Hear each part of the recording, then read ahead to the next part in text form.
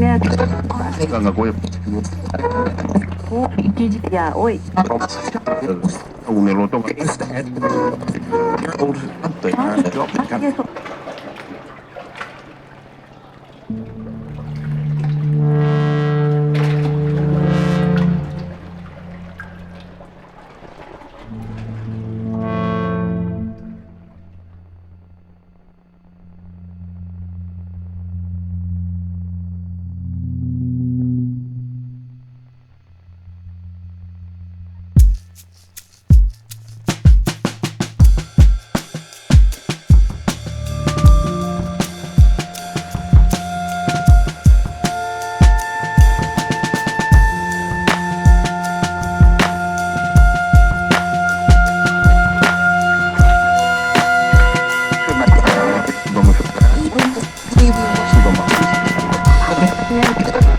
Ganga Goy.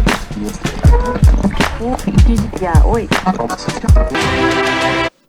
బులెటిన్లో breaking news చూస్తున్నాం. ఎమ్మెల్యేల కొనుగోలు కేసులో సిట్ దర్యాప్తం వేగవంతం చేసింది.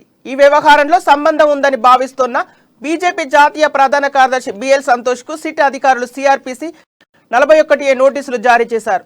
కమాండ్ కంట్రోల్లోని సిట్ కార్యాలయంలో 21న ఉదయం 11:30 విచారణకు హాజరు కావాలని నోటీసుల్లో పేర్కొన్నారు. ఒకవేళ విచారణకు హాజరు కాకపోతే అరెస్ట్ చేస్తామని తెలిపారు.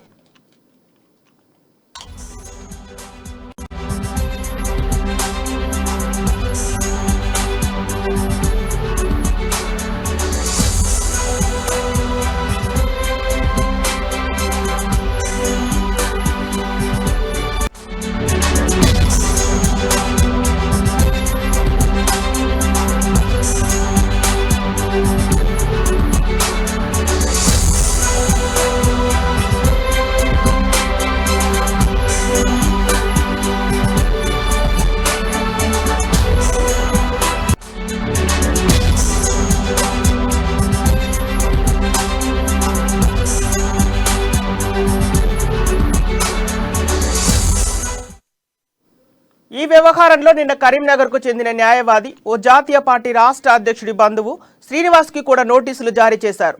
ఆయనను కమాండ్ కంట్రోల్ కేంద్రంలోని సిట్ కార్యాలయంలో ఈ నెల 21నే విచారణకు హాజరు కావాలని నోటీసుల్లో పేర్కొన్నారు. వారిద్దరిని సిట్ అధికారులు ఒకే సమయానికి విచారించనున్నట్లు తెలుస్తోంది. ఇక మరోవైపు సిట్ నోటీసులపై బీజేపీ హైకోర్టులో మధ్యంతర పిటిషన్ దాఖలు చేసింది. బీజేపీ తరపున పార్టీ ప్రధాన కార్యదర్శి ప్రేమేందర్ రెడ్డి పిటిషన్ దాఖలు చేశారు. బిఎల్ సంతోష్ న్యాయవాది శ్రీనివాస్ కు నోటీసులు ఇచ్చిన విషయాన్ని పిటిషన్లో ప్రస్తావించారు. దర్యాప్తు పేరుతో కేసుకు సంబంధం లేని వారిని సిట్ నోటీసులు ఇచ్చి వేధిస్తోందని పేర్కొంటూ నోటీసులపై స్టే ఇవ్వాలని కోరారు. ఇక ఇదే అంశానికి సంబంధించిన తాజా సమాచారం మా సీనియర్ జర్నలిస్ట్ కృష్ణమూర్తి అందిస్తారు. కృష్ణమూర్తి, చెప్పండి. Thank you Pranay. సంపత్, ఈ విషయంలో మొత్తం మీద చూస్తుంటే ఎమ్మెల్యేల కొనుగోలు, ఫామ్ హౌస్ ఎమ్మెల్యేల కొనుగోలు విషయంలో కొంత పురోగతి జరిగిందని కనిపిస్తుంది.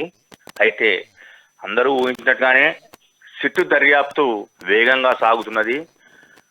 దీనికి సంబంధించి అంటే ఫోన్ కాలు ఎవరైతే ఎమ్మెల్యే కొనుగోళ్లకు ప్రయత్నం చేశారో స్వామీజీలు వీళ్ళంతా ఆ ఫోన్ కాల్ సంభాషణలో ఉన్నటువంటి వాళ్ళ పేర్లు ప్రస్తావించారు.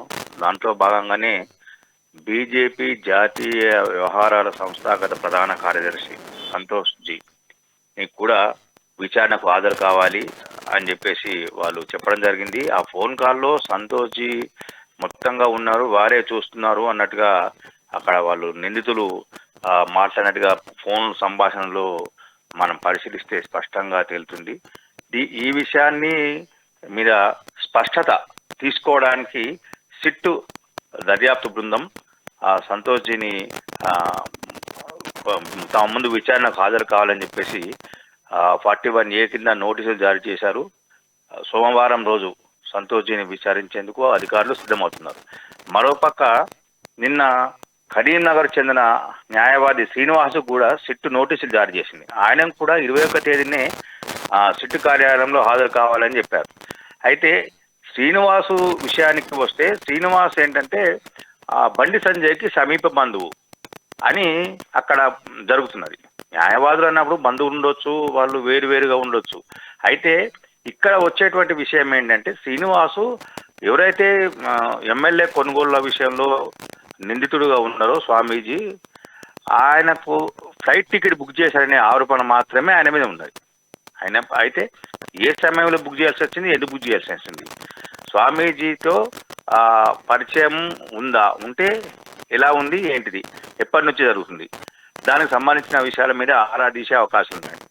అయితే ఇక్కడ శ్రీనివాసు విషయం కంటే ముఖ్యంగా సంతోష్జీని, బీజేపీ జాతీయ వ్యవహారాల సంస్థాగత ప్రధాన కార్యదర్శి సంతోష్జీని విచారణ పిలవడం పట్ల బీజేపీ ఆగ్రహం వ్యక్తుంది, అసహనం కూడా వ్యక్తం చేస్తుంది.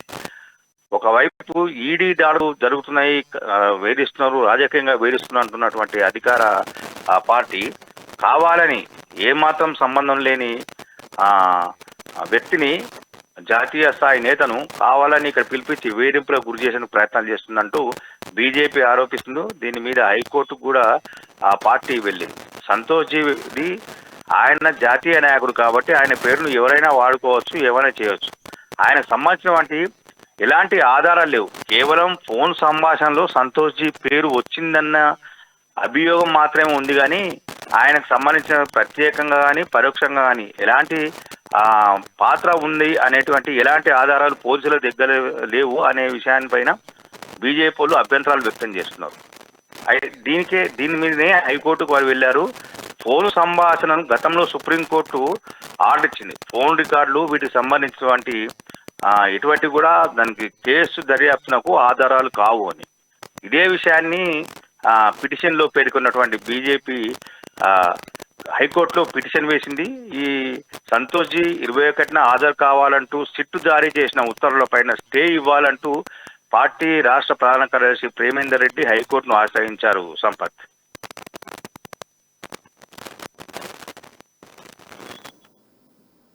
Okay, thank you Krishnamurthy.